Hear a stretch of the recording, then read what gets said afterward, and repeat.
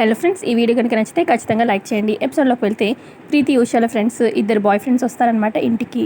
ఇద్దరు bye friends రావడంతో ఇక పలకరిస్తారు, హక్ చేసుకుంటారు. ఆ తర్వాత రండి కూర్చోండి అని చెప్పి ఇక ప్రీతి ఉష చెప్పడంతో ఒక అబ్బాయి ఏమో ప్రీతి పక్కన, ఇంకో అబ్బాయి ఏమో ఉష పక్కన కూర్చుంటారనమాట.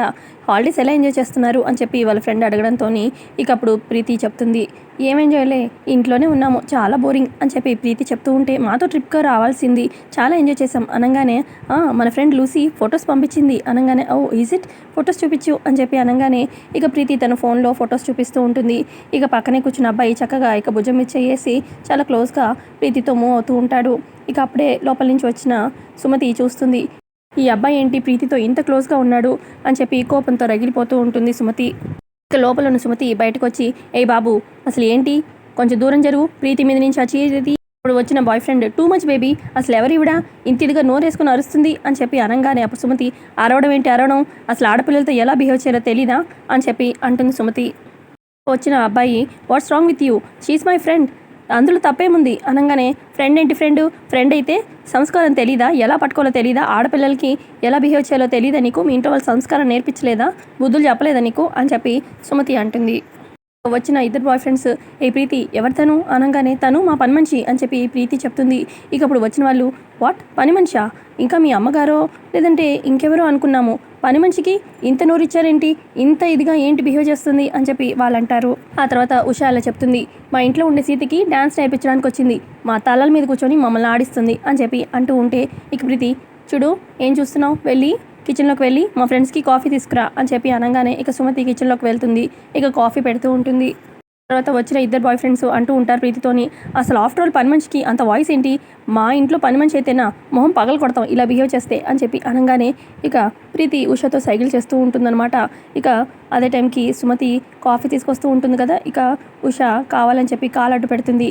ఇక కాలు తట్టుకొని సుమతి కరెక్ట్గా కాఫీ ఏమో వాళ్ళ మీద పడేస్తుందన్నమాట. ఇక వచ్చిన ఇద్దరు ఫ్రెండ్స్, అసలు ఏంటి పని మనిషివి, ఎలా ఉండాలో ఎలా చేయాలో ఏం తెలీదా నీకు, నా షర్ట్ కాస్ట్ ఎంతో తెలుసా నీకు, నా షర్ట్ ఎంత పాడు చేసేసావు అని చెప్పి అంటూ ఉంటాడు. అయ్యో సారీ బాబు చూసుకోలేదు అని చెప్పి అంటుంది సుమతి. ఏంటి సారీ, యూ బ్లేడీ లేడీ అని చెప్పి వచ్చిన అబ్బాయి చేయెత్తుతాడనమాట సుమతిని కొట్టడానికి.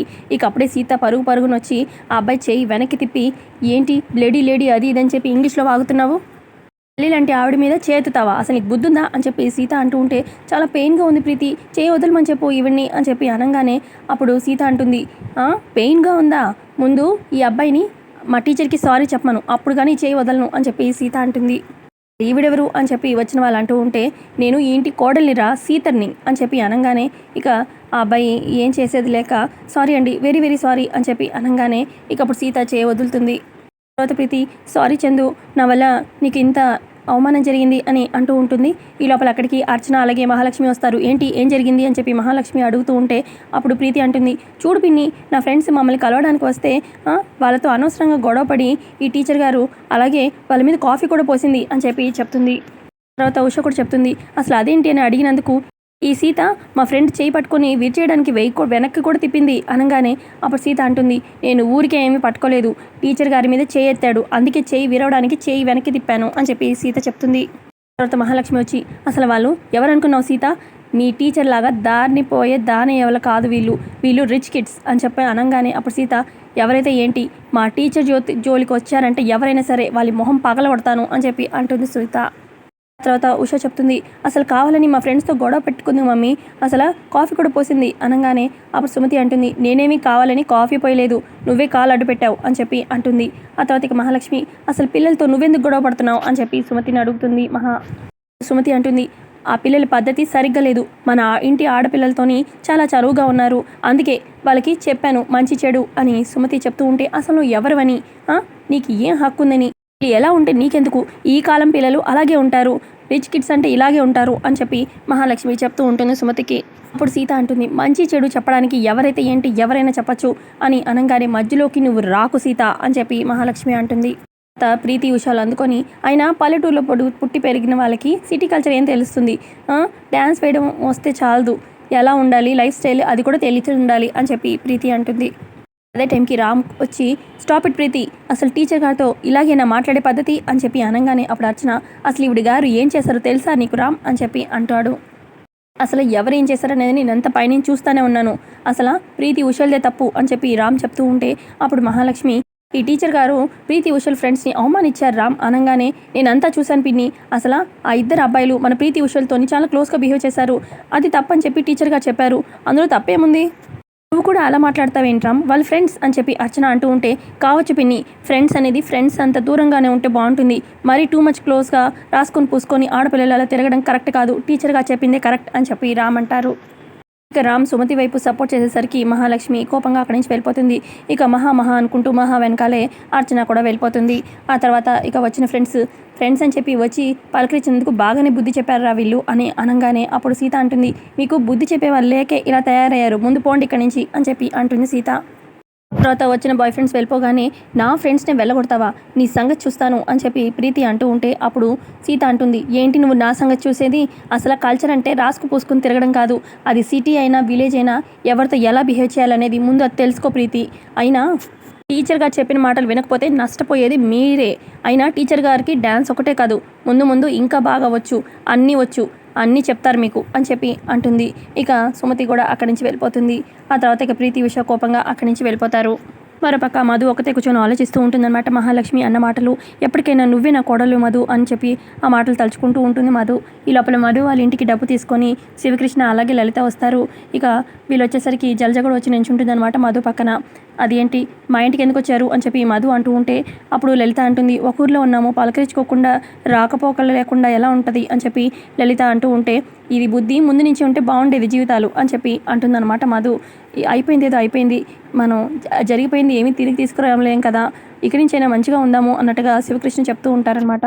మీరు అల్లుడు గారు జాబ్ వచ్చేదాకా కొంచెం ఇబ్బంది అవుతుంది కదా, అప్పుడు దాకా ఈ డబ్బు తీసుకోండి, ఏదైనా బిజినెస్ స్టార్ట్ చేయండి అని చెప్పి తీసుకోండి అని చెప్పి డబ్బు ఇస్తూ ఉంటే, ఏమీ అవసరం లేదు, నా మొగుడు సంపాదించి ఇస్తే నేను ఆ డబ్బు తీసుకుంటాను, ఈ డబ్బు నాకు వద్దు, మీ డబ్బు నాకు అసలే వద్దు అని చెప్పి మధు అంటుంది. అప్పుడు జలజ, ఎలాగైనా మధు చేత ఈ డబ్బు తీసుకునేలాగా చేయాలి, అప్పుడు సూర్య దగ్గర ఇరికిస్తాను అని చెప్పి, తీసుకో మధు, పర్లేదు, మీ అమ్మ నాన్నే కదా పెట్టుబడి ఇస్తున్నారు, తర్వాత తీర్చేయచ్చులే అని చెప్పి జలజ అంటూ ఉంటే, లేదక్క నేను ఈ డబ్బు తీసుకోను అని చెప్పి మధు అంటూ ఉంటే, పర్లేదు తీసుకోండి, మీరు కష్టపడుతూ ఉంటే మేము ఎలా చూస్తాము అని చెప్పి, అట్లీస్ట్ సూర్య కోసమైనా తీసుకో మధు అని చెప్పి లలిత చేతిలో పెట్టబోతూ ఉంటుంది డబ్బు. ఇక మధు సరే అన్నట్టుగా తీసుకుందాము అన్నట్టుగా తీసుకోబోతూ ఉన్న టైంకి అక్కడికి సూర్య వస్తాడు. ఏం చేస్తున్నావు మధు, డబ్బు భిక్షంగా వేస్తుంటే తీసుకుంటున్నావా, నన్ను ఇంకా అవమానించాలనుకుంటున్నావా అని చెప్పి సూర్య అంటూ ఉంటే, అయ్యో మధు అసలు తీసుకోవాలనుకోలేదు, నేనే మీకు ఇబ్బంది పడుతున్నారు కదా అని చెప్పి బలవంత పెడుతున్నాము, తీసుకోండి బాబు పర్లేదు అని చెప్పి అనగానే, మీరు బాగా ఉన్నవాళ్ళు, మేము లేని వాళ్ళము, నాకు జాబ్ రాదు, నేను కుటుంబాన్ని పోషించలేను అని చెప్పి ఆ నలుగురు ఇంకా అనుకోవాలని ఇలాంటి పనులు చేస్తున్నారా అనగానే, అయ్యో అలాంటి ఉద్దేశం మాకేం లేదు బాబు అని చెప్పి శివకృష్ణ అంటారు. అప్పుడు సూర్య అంటారు, మీరు డబ్బు భిక్షంగా వేసింది మాకు రూపాయి అంటే రూపాయి కూడా వద్దు, అడుక్కునైనా తింటాం కానీ మీ డబ్బు మాకొద్దు అని చెప్పి సూర్య అంటాడు. ఆ తర్వాత శివకృష్ణ అంటాడు, చూడు బాబు సూర్య, ఇంతకుముందు నిన్ను నానా మాటలని బాధ పెట్టాను, తప్పు ఒప్పుకుంటున్నాను, కానీ అవన్నీ మనసులో పెట్టుకోకు బాబు అని చెప్పి అంటాడు. ఆ తర్వాత ఇక లలిత కూడా, ఏ కుటుంబంలో అయినా గొడవలు సహజమే కదా బాబు, ఎప్పటికీ ఆ గొడవలు మనసులో పెట్టుకొని దూరంగా ఉండలేరు కదా, కలిసిపోవాలి, ఇప్పుడు కూడా డబ్బు నువ్వు ఏమి ఊరికి తీసుకోకు, కట్నంగా కాదనుకో, ఎప్పుడు అట్లీస్ట్ అప్పుగా అయినా తీసుకో, మీరు కాళ్ళ మీద నిలబడండి, ఏదైనా బిజినెస్ చేయండి అన్నట్టుగా చెప్తూ ఉంటే, సరే అయితే మీరు అప్పుగా అంటున్నారు కాబట్టి ఒప్పుకుంటున్నాను, ఎప్పటికైనా వడ్డీతో సహా మీకు ఇస్తాను అని చెప్పి సూర్య అక్కడి నుంచి వెళ్ళిపోతాడు.